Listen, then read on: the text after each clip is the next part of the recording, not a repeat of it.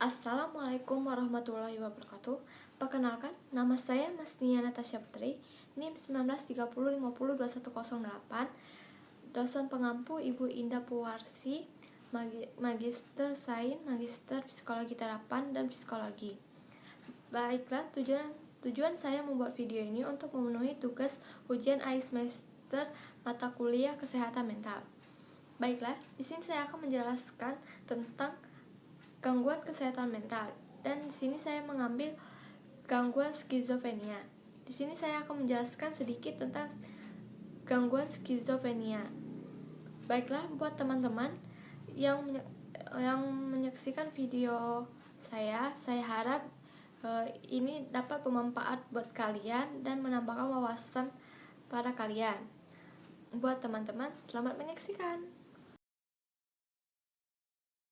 Skizofrenia adalah gangguan mental yang terjadi dalam jangka panjang. Gangguan ini menyebabkan penderitanya mengalami halusinasi, delusi atau waham, kekacauan berpikir, dan perubahan perilaku. Gejala tersebut merupakan gejala dari psikosis, yaitu di mana kondisi penderitanya kesulitan membedakan kenyataan dengan pikirannya sendiri. Skizofrenia sering disamakan dengan psikosis, padahal keduanya berbeda. Psikosis hanya salah satu gejala dari beberapa gangguan mental, diantaranya skizofrenia. Berdasarkan WHO, diperkirakan lebih dari 21 juta orang di dunia ini menderita skizofrenia. Penderita skizofrenia juga berisiko 2-3 kali lebih tinggi mengalami kematian di usia muda.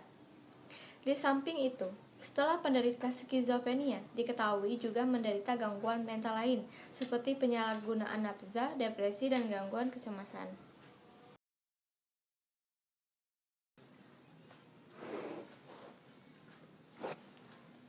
Gejala awal skizofrenia umumnya muncul di masa remaja. Oleh karena itu, gejala awal ini sering disalahartikan karena dinilai wajar terjadi pada masa remaja. Pada pria, gejala awal ini muncul di usia mereka 15-30 tahun. Sedangkan pada wanita, itu gejalanya biasanya menyerang berkelompok di usia 25-30 tahun. Sejumlah gejala awal skizofrenia yaitu: pertama, cenderung mengasingkan diri dari orang lain. 2, mudah marah dan depresi. 3, perubahan pola tidur. 4, kurangnya konsentrasi dan motivasi. Yang kelima, kesulitan dalam mengerjakan tugas sekolah. Gejala skizofrenia menjadi 2 kategori, positif dan negatif. Gejala positif mengacu pada perilaku yang tidak tampak pada individu yang sehat, meliputi halusinasi, di mana halusinasi adalah perasaan mengalami sesuatu yang terasa nyata, namun sebenarnya perasaan itu hanyalah ada di pikiran penderita. Misalnya, merasa mendengar sesuatu, padahal orang lain tidak mendengarkan apapun. Delusi, di mana delusi ini atau waham adalah meyakini sesuatu yang bertolak belakang dengan kenyataan. Gejalanya itu beragam, mulai dari merasa diawasi, diikuti, atau merasa dirinya paling hebat atau paling kuat, atau megalomania. Adapun kacau dalam berpikir dan berbicara, gejala ini dapat diketahui dari kesulitan penderita dalam berbicara. Penderita skizofrenia sulit berkonsentrasi, bahkan membaca koran atau menonton televisi saja sangat kesulitan. Caranya berkomunikasi juga membingungkan, sehingga sulit dimengerti oleh lawan bicaranya. Adapun perilaku kacau, perilaku penderita skizofrenia ini sulit diprediksi, bahkan cara berpakaian juga tidak biasa. Secara tidak terduga, penderita dapat tiba-tiba berteriak dan marah tanpa alasan. Pada beberapa kasus, pasien skizofrenia juga bisa mengalami ilusi. Gejala negatif mengacu pada hilangnya minat yang sebelumnya dimiliki oleh penderita. Gejala negatif dapat berlangsung beberapa tahun sebelum penderita mengalami gejala awal. Seringkali hubungan penderita dan keluarga rusak akibat gejala negatif. Hal ini karena gejala negatif seringkali disalahartikan sebagai sikap malas atau tidak sopan.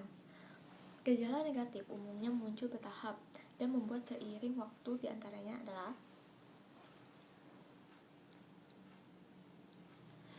respon emosional yang ganjil seperti ekspresi wajah dan nada bicara yang tidak berubah atau menonton. Adapun sulit untuk merasa senang atau puas. Adapun enggan bersosialisasi dan lebih memilih berdiam di rumah. Kehilangan minat dan motivasi pada berbagai aktivitas seperti menjalin hubungan atau berhubungan seks. Pola tidur yang tidak berubah, tidak nyaman berada dekat orang lain, dan tidak mau memulai percakapan. Tidak peduli pada penampilan dan kebersihan dirinya. Belum diketahui secara pasti apa yang menyebabkan skizofrenia. Namun demikian, skizofrenia dikaitkan dengan sejumlah faktor risiko, seperti faktor genetik, di mana seseorang dari keluarga penderita skizofrenia itu 10% lebih berisiko mengalami kondisi yang sama. Risiko akan menjadi 40% lebih besar bila kedua orang tua sama-sama menderita skizofrenia. Pada orang yang memiliki saudara kembar dengan skizofrenia, risikonya meningkat hingga 50%. Faktor kimia otak. Adapun faktor kimia otak yang dimana penelitian menunjukkan bahwa ketidakseimbangan kadar dopamin dan serotonin berisiko menimbulkan skizofrenia.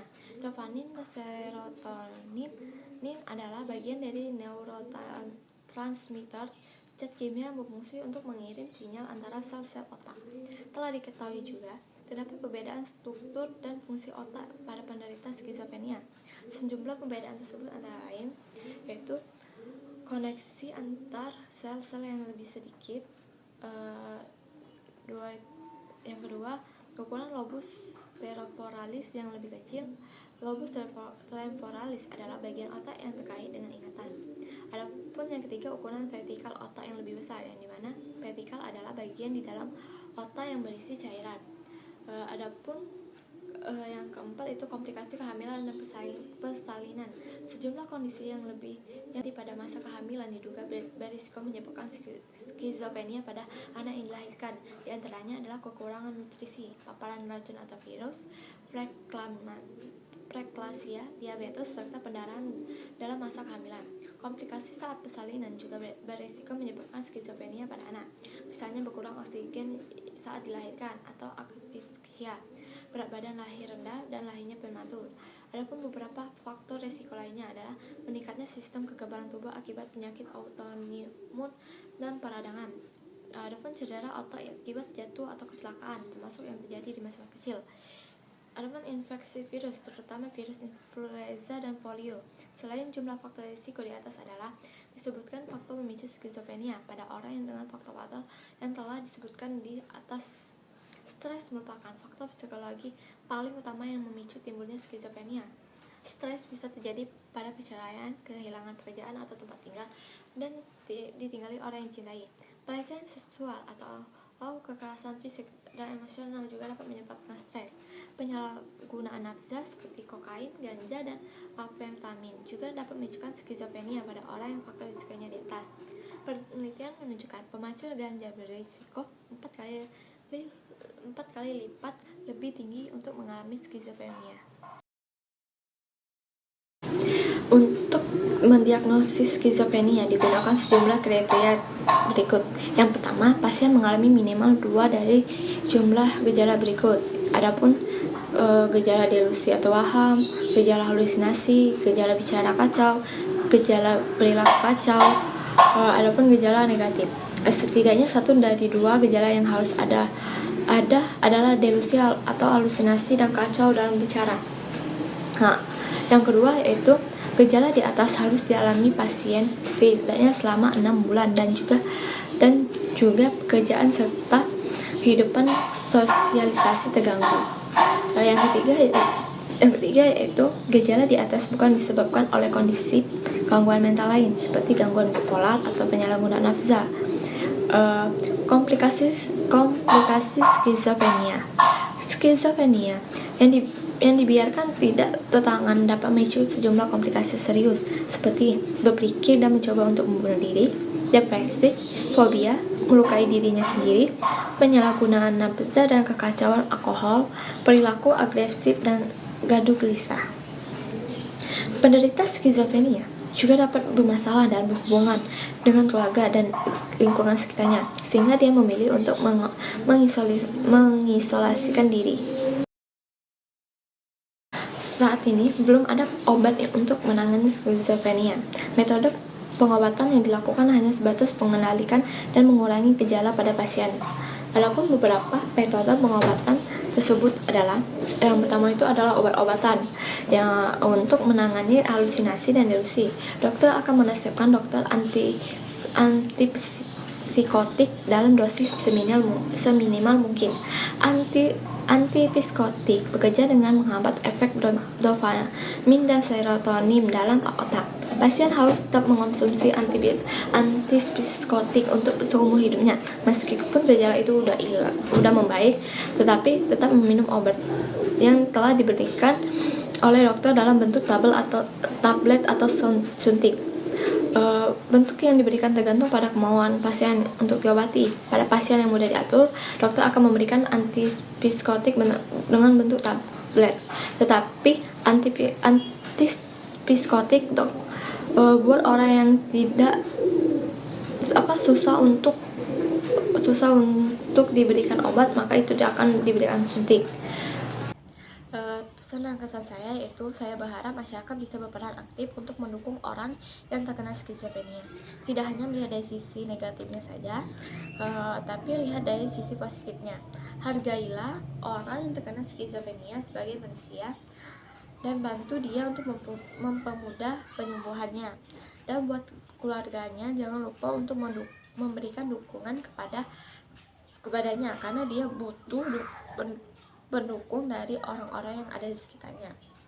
Lalu buat kalian yang telah sembuh, jangan lupa ya menjaga kesehatan, minum obatnya secara teratur dengan anjuran dokter, berolahraga, makanan yang sehat, jaga kesehatan, sering berolahraga, tidak memasukkan bicaraan orang lain terhadap diri kita. Setiap orang yang berbicara mengenai kita ambil aja sisi positifnya saja, dan sisi negatifnya anggap aja itu angin yang lewat. Jangan menyakitkan diri kalian sendiri dengan hal-hal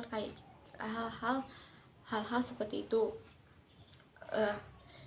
Kita harus sayangi diri kita sendiri, jangan terpaku pada bicaraan orang lain. Baiklah, itu saja.